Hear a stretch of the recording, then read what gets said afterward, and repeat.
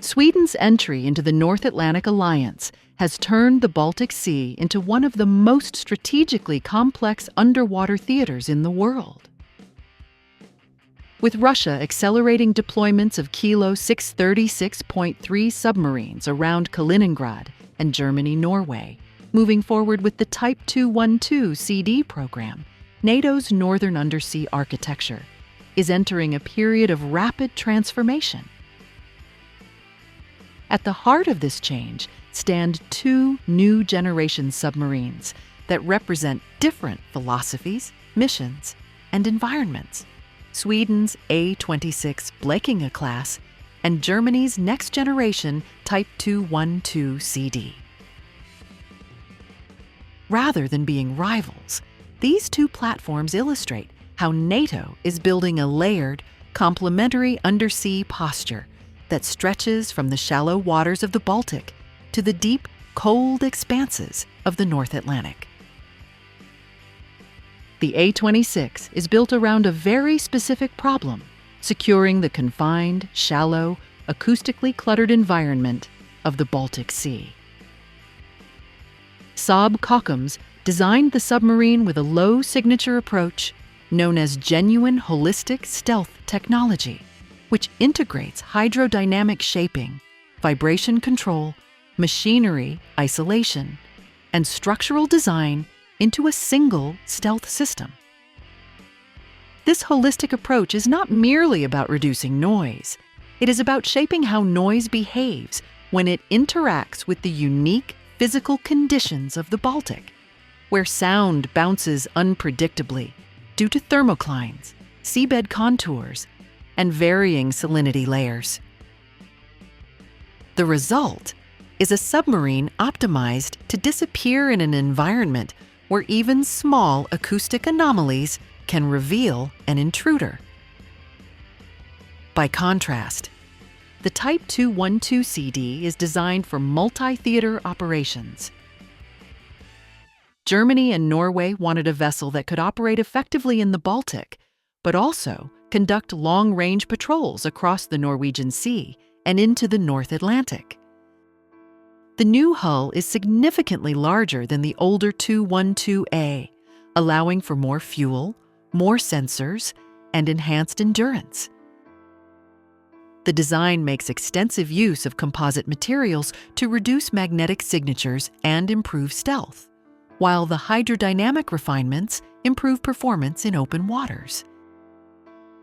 If the A-26 is a scalpel built for precision in narrow spaces, the 212 CD is a longer-reach instrument intended to hold the line in both northern and central stretches of the Alliance's maritime perimeter. The divergence in propulsion technologies reflects this difference.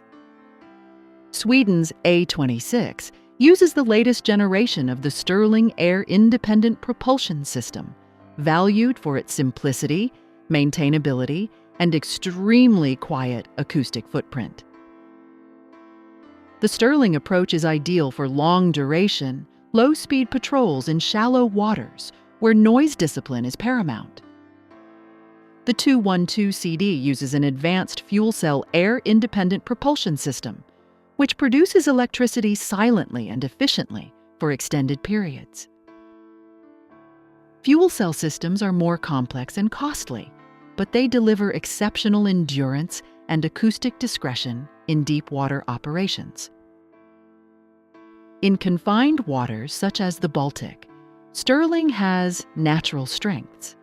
In blue water missions and long-range patrols, fuel cell technology provides notable advantages.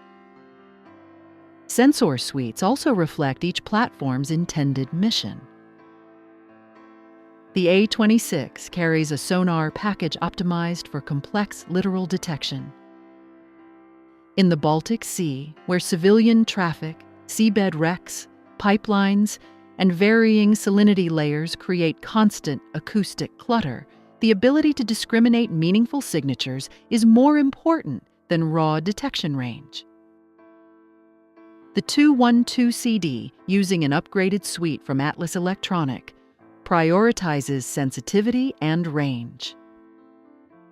Its sensors are intended to detect adversary submarines at long distances in the Norwegian Sea and the North Atlantic, where Russian Northern Fleet submarines pose a significant strategic challenge.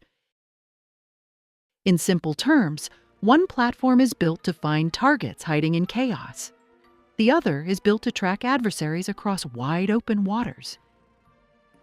In terms of strike capability, both submarines are evolving toward more flexible armament.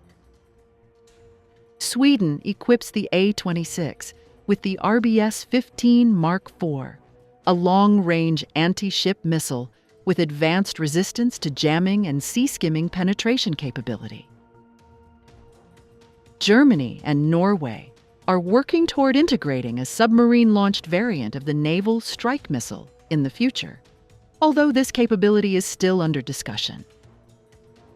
For now, the A-26 holds a clearer advantage in anti-ship missile integration, while the A-12CD may surpass it in the long term once the missile suite is finalized.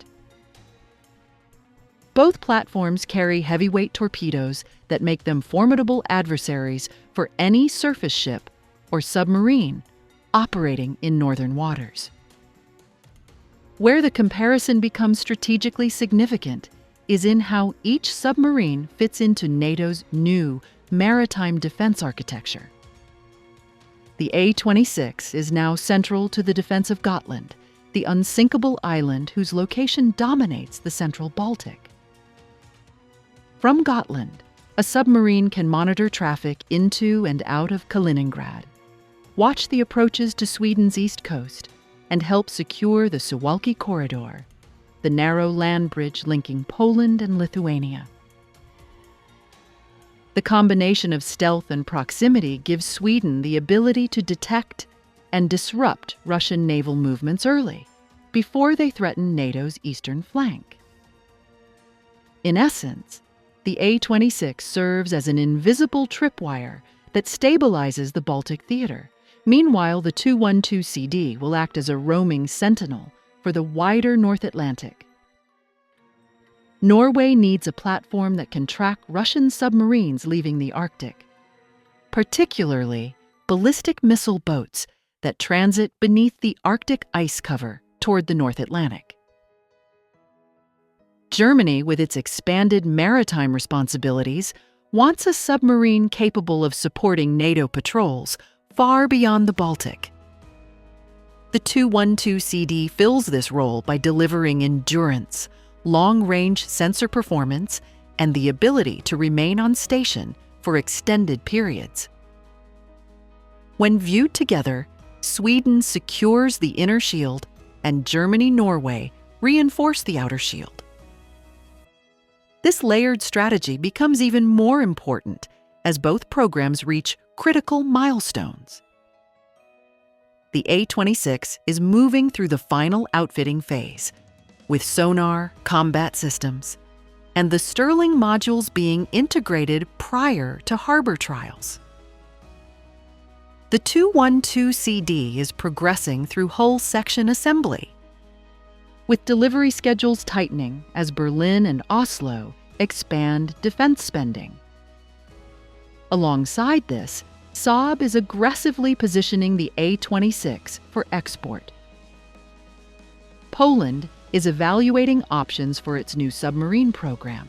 Canada has been studying alternative non-nuclear platforms, and the Netherlands has kept communication open as it considers future fleets. These export pushes are not merely commercial moves.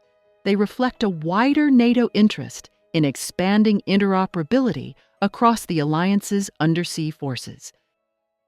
As these developments converge, the year 2025 becomes a defining moment for the underwater balance in Northern Europe. The Baltic is becoming more militarized as Russia reinforces its western military district, while NATO is restructuring its presence from the Arctic down to Poland and Germany. With both the A-26 and the A-12CD approaching their trial and deployment phases, NATO's future undersea posture will soon transition from theory to reality. These two submarines, often compared for their technical differences, ultimately represent a unified strategy, the fusion of shallow water stealth and deep water endurance into a single, resilient system.